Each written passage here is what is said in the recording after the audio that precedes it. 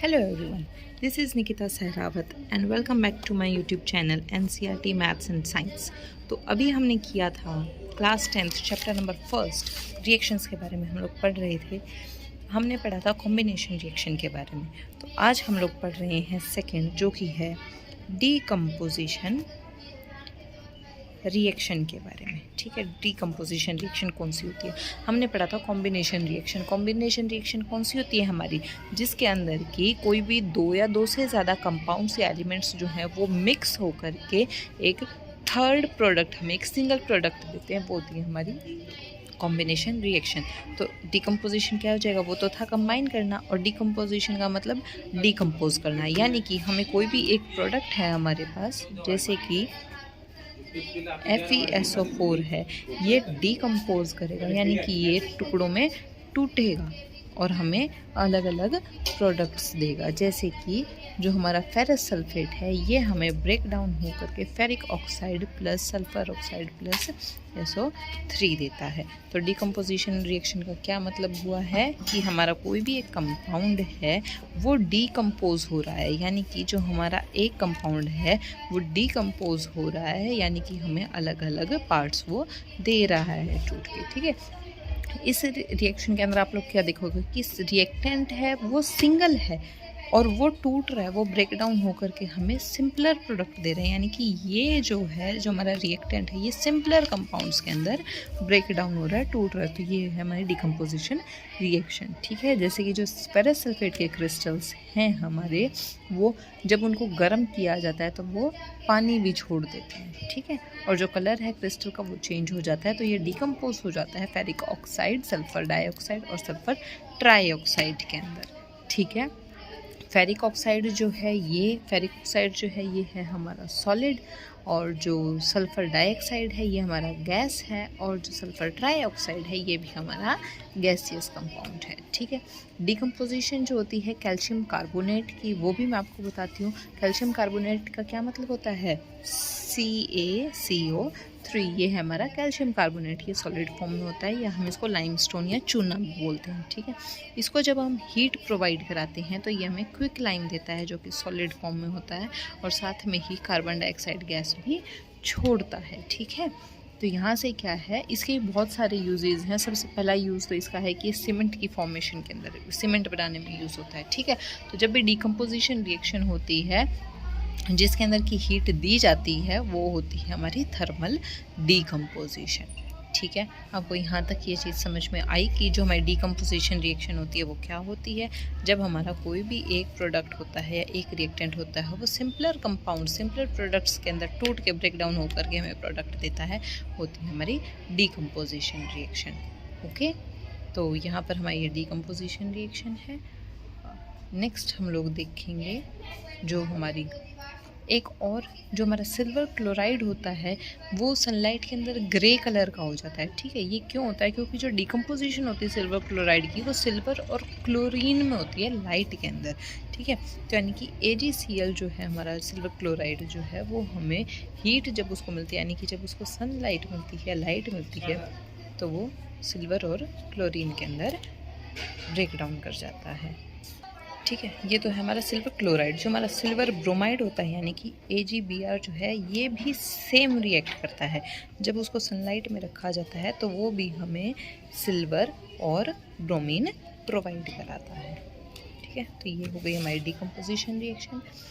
और ये जो रिएक्शंस हैं ऊपर, ये और ब्लैक और वाइट फोटोग्राफी के अंदर भी यूज़ की जाती हैं। ठीक है, उसके बाद आप लोग देखो कि वी हैव सीन, अच्छा इससे पहले तो हम लोग ये देखेंगे कि what form of energy is causing this decomposition reaction. ये जो डीकम्पोजिशन रिएक्शन है, किस टाइप की एनर्जी करवा रही हैं? ठीक है, तो जो डीकम्पोजिशन रिएक्शन है, इनके लिए भी एनर्जी चाहिए, या तो हीट की फॉर्म में, या लाइट या इलेक्ट्रिसिटी की फॉर्म में, जो कि इनको रिएक्टेंट्स को ब्रेक कर सके। ठीक है, reaction in which energy is observed are known as endothermic reaction. ये मैंने आपको बताया था कि जिसके अंदर रिएक्शंस जो हैं, जिनके अंदर एनर्जी एब्जॉर्ब की जाती है, उनको बोलते हैं एंडोथर्मिक रिएक्शन, और जिनके अंदर एनर्जी रिलीज होती है उनको बोलते हैं एक्सोथर्मिक रिएक्शन।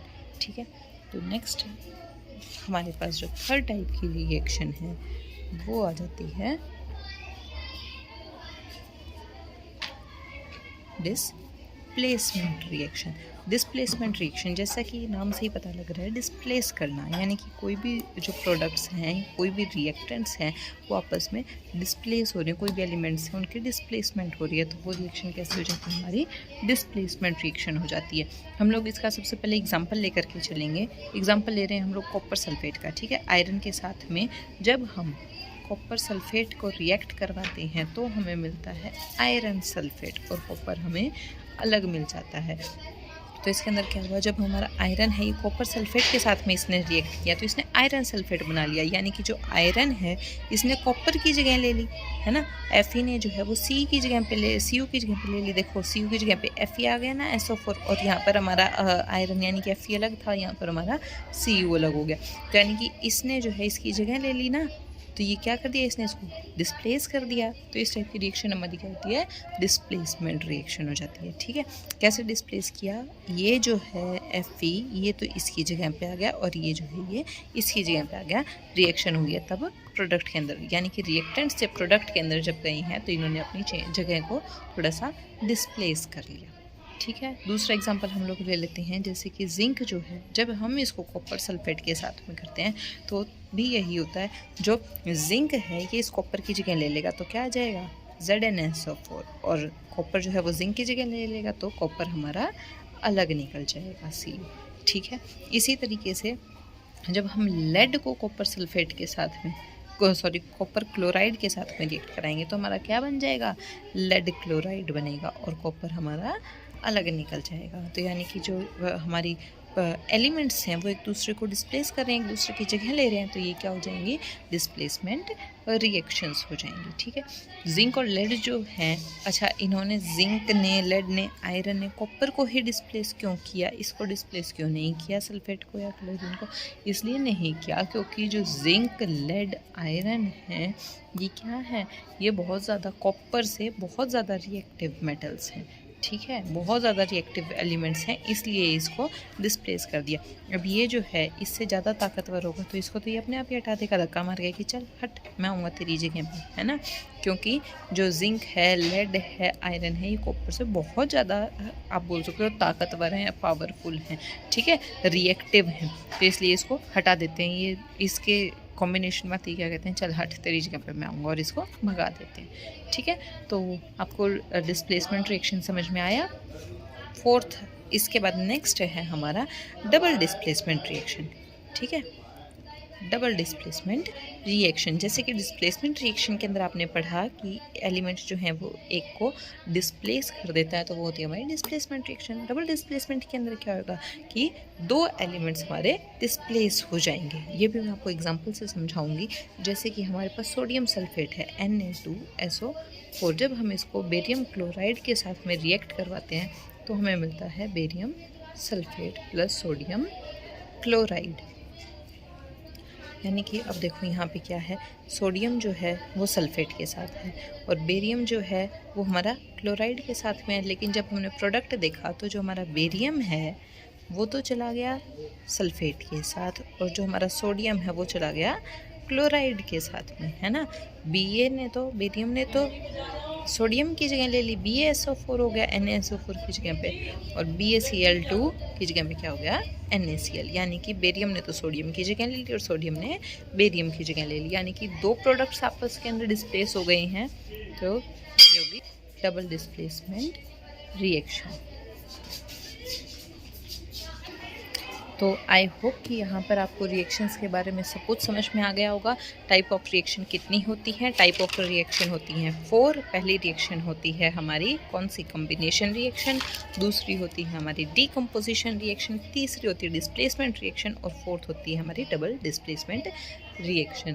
तो ये 4 रिएक्शंस आपने देख ली। आई होप कि आपको वीडियो अच्छी लगी होगी। अगर वीडियो अच्छी लगती है तो मेरे चैनल को सब्सक्राइब करना, वीडियो को लाइक ज़रूर करना और कमेंट करके भी ज़रूर बताना। नेक्स्ट लेक्चर के अंदर हम लोग देखेंगे ऑक्सीडेशन एंड रिडक्शन के बारे में। तब तक बने रहिए मेरे साथ मेरे इस यूट्यूब चैनल में। This is Nikita Sehrawat. Good bye.